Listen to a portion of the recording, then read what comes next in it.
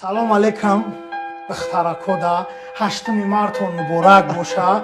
ма шумода гуфтанем ки айҳози бренд чизои арзонактона бихаред. пудра, туш, подводка, қалам, бо чӣ дорен ахои пудраи танални валвалакои рӯтона ҳамин арзонакоша бихаред, қиматоша сундор шудем баъд бихаред.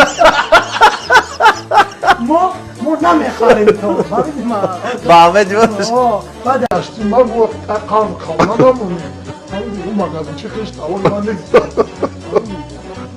این عید موحدین و موحده ها نیست. ما باید از این نمود عیدها براءت خود را اعلام بکنیم، به فرزندهای خود تعلیم بدهیم که این عید مرتده ها بود. اولین کسایی که این را جشن گرفتند کسانی که حجاب خود را کشیدند، به آتش انداختند و بر ردت واقع شدند. مرتده، عید ردت است. اینها برای اینها عید ردت. از همین جهت مسلمان باید چگونه باشد؟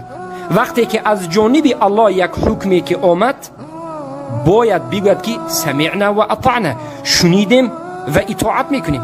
از جانب الله پوشیدن ستر و حجاب آمد، پوشیدن نقاب آمد، پوشیدن لباس مخصوص برای زنها آمد در سوره نور و در سوره احزاب.